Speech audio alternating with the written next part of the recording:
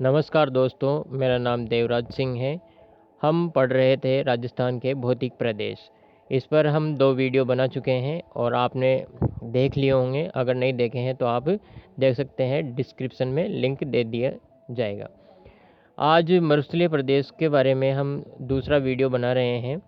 तो इस आगे बढ़ने से पहले हम इसको दोबारा दोहरा लेते हैं, थोड़ा सा मोटा मोटा, ताकि आपको लिंक हो जाएगा कि पहले क्या पढ़ा था। तो हमने राजस्थान के भौतिक प्रदेश को 4 भागों में विभाजित किया था। उत्तर पश्चिमी रेतीला मैदान, अरावली पर्वत, पूर्वी मैदान और हाड़ौती का पठार। उत्तर पश्चिमी रेतीला मैदान को भी हमने 2 भागों में डिवाइड किया था, रेतीला शुष्क मैदान और अर्ध शुष्क मैदान। तो कल के वीडियो में थोड़ी सी बोलने में गलती हो गई थी, तो उसको हम सुधार लेते हैं। रेतीला मैदान जो है, शुष्क रेतीला मैदान जो है, इसको हम अगर 100% मान लेते हैं तो इसका 60% मरुस्थलीय क्षेत्र है और 40% बालू का मुक्त प्रदेश है।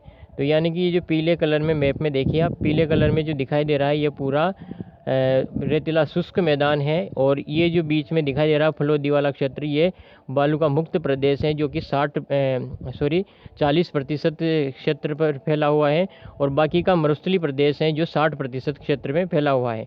और इस को अर्ध शुष्क प्रदेश से 25 सेंटीमीटर समवर्षा रेखा अलग करती हैं, और अर्ध शुष्क जो मैदान है वो अरावली और रेतीला शुष्क मैदान के मध्य में स्थित हैं। तो अर्ध शुष्क मैदान को भी हमने 4 भागों में विभाजित करके देखा था। तो क्या क्या है, लूनी बेसिन, यानी कि ये लूनी बेसिन जिसको गोडवाड़ प्रदेश भी बोला जाता है, अरावली प्रवाह क्षेत्र, आंतरिक प्रवाह क्षेत्र, जो ये आंतरिक प्रवाह क्षेत्र शेखावाटी वाला क्षेत्र है, नागौरी उच्च भूमि जो जिसमें फ्लोराइड की मात्रा अधिक पाई जाती है, जिसको बांका पट्टी के संदर्भ में पढ़ा था हमने। गग्गर वाला क्षेत्र जो राजस्थान का उत्तरी भाग है, गंगानगर हनुमानगढ़ वाला क्षेत्र जो है गग्गर का क्षेत्र। अब इसमें थोड़ा सा हम आगे देखते हैं। इसमें हमने पवनानुवर्ती बालू का स्तूप, जो अलग अलग प्रकार के बालू का स्तूप है उनके बारे में पढ़ा है। पवनानुवर्ती बालू का स्तूप, ठीक है। फिर उसके बाद में अनुप्रस्थ बालू का स्तूप बरखान के बारे में पढ़ा है। फिर उसके बाद में हमने दोहरे धरियन के बारे में देखा है। तो ये विभिन्न प्रकार के बालू का स्तूप थे। फिर उसके बाद में विभिन्न प्रकार के खारे पानी की और मीठे पानी की झीलों के बारे में, यानी कि बालू का स्तूप मुक्त प्रदेशों में जो झीलें पाई जाती है उन स्थलाकृतियों के बारे में जाना है। टाट या रन के बारे में जाना है। उसके बाद में हमने पलाया झील क्या होती है, खड़ीन क्या होता है, सरतलाई ढांड या जिसको डाट भी बोला जाता है, ये जो सांबर, डीडवाना, पंचभद्रा इनको बोला जाता है, इनके बारे में हमने जाना। फिर बालू का स्तूप मुक्त प्रदेश के अंतर्गत हमने इन सबको जानने के बाद में कुछ जल संरक्षण की जो विधियां हैं उनके बारे में भी जाना। आगोर, जोहड़ और बेरा के बारे में भी जाना।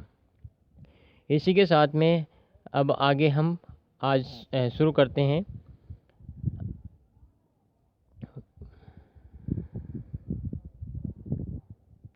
ये देखिए, आज हम उसी का रिवीजन कर लेते हैं और कुछ विशेष जो छूट जाते हैं उनको हम शामिल करेंगे।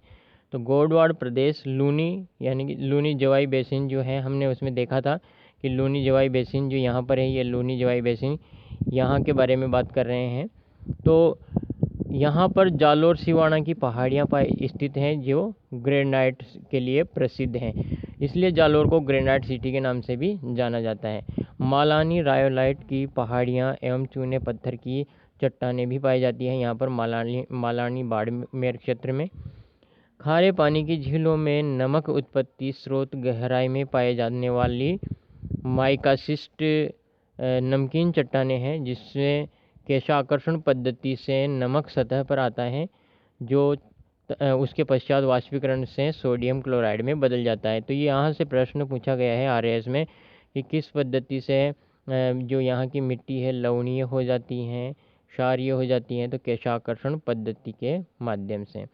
थार के मरुस्थल के निर्माण में दक्षिण पश्चिम जो मानसून हवाएं हैं उनका बहुत बड़ा योगदान भी है। तो आज विशेष के ऊपर रूप में देख रहे हैं। अब हम संपूर्ण मरुस्थलीय प्रदेश के बारे में जान लेते हैं। ये किसका हिस्सा था? हमने फर्स्ट वीडियो में ही देखा था, तैतीस सागर का अवशेष था। और ये पूरे संपूर्ण राजस्थान के कितने क्षेत्रफल पर फैला हुआ है? तो ये लगभग 60% क्षेत्र पर फैला हुआ है। अगर एग्जैक्ट देखें हम तो 61.11% भाग पर यह है फैला हुआ है। तो इस तरह से हम कह सकते हैं कि ये 2/3 भाग पर विस्तृत है। अब इसी के साथ थार का मरुस्थल जो है मानवकृत मरुस्थल है, विश्व का सबसे नवीनतम और युवा मरुस्थल है, विश्व का सबसे घना बसा मरुस्थल है। यहाँ पर जो जनघनत्व है सबसे अधिक है अन्य मरुस्थलों की। विश्व के जो अन्य मरुस्थल हैं उनकी अपेक्षा सर्वाधिक जनघनत्व यहाँ पर पाया जाता है। विश्व का सर्वाधिक जैव विविधता वाला मरुस्थल है और मरुस्थल का प्रवेश द्वार जो है जोधपुर कहा जाता है।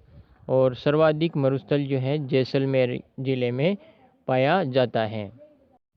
जैसा कि हम पहले भी पढ़ चुके हैं, पश्चिमी रेतीला मैदान बहुत बड़ा भाग लगभग 60% भाग जो है बालूका स्तूपों से आच्छादित है।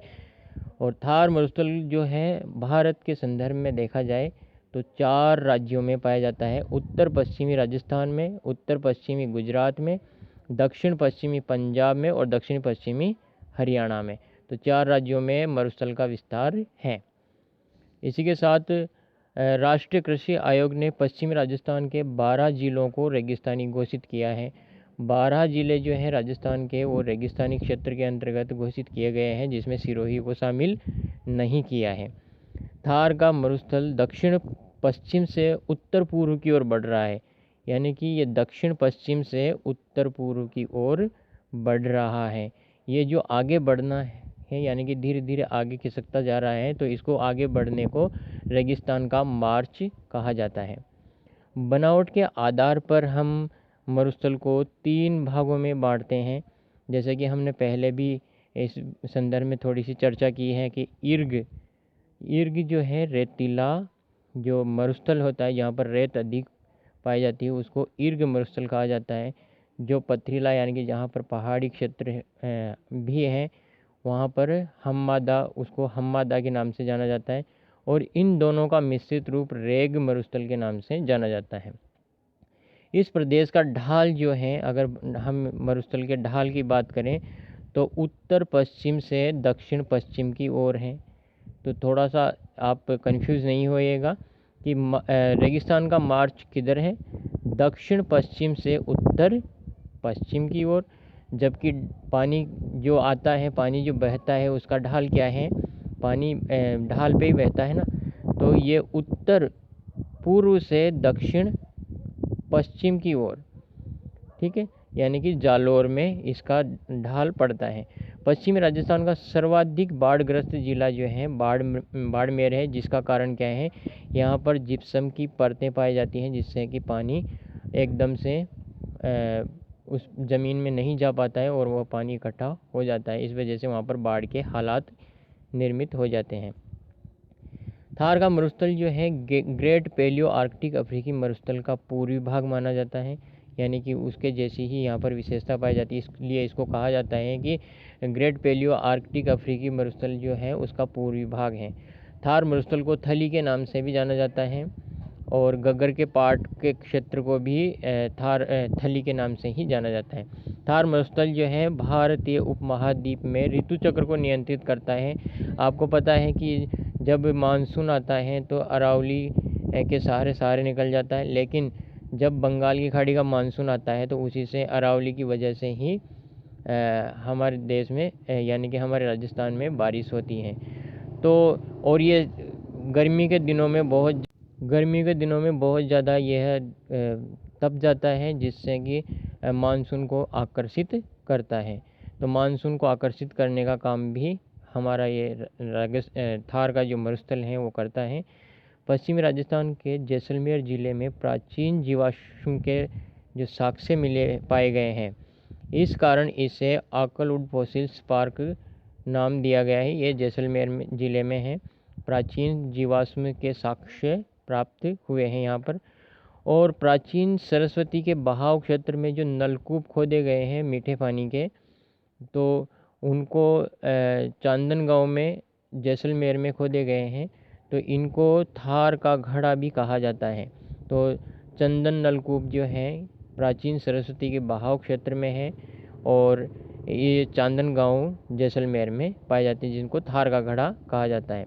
नागौर पठार के बारे में हमने पहले जान लिया था कि यहाँ पर भूमिगत जल में लवणता अधिक होती है, फ्लोरोसिस नामक रोग हो जाता है, दांत पीले पड़ जाते हैं, हड्डियाँ गलना शुरू हो जाती, कमर झुक जाती है, इसलिए इसको कुब्बड़ पट्टी या बांका पट्टी कहते हैं। यहाँ से कई बार प्रश्न पूछे गए हैं और हर बार प्रश्न बनने की संभावना बनी रहती है।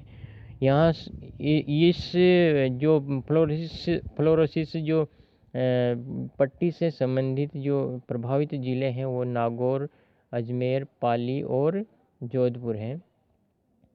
तो आपको ये वीडियो कैसा लगा, कमेंट सेक्शन में जा कर के आप कमेंट करके बताइए, और लाइक कीजिए और सब्सक्राइब कीजिए, अपने दोस्तों को शेयर भी कीजिए।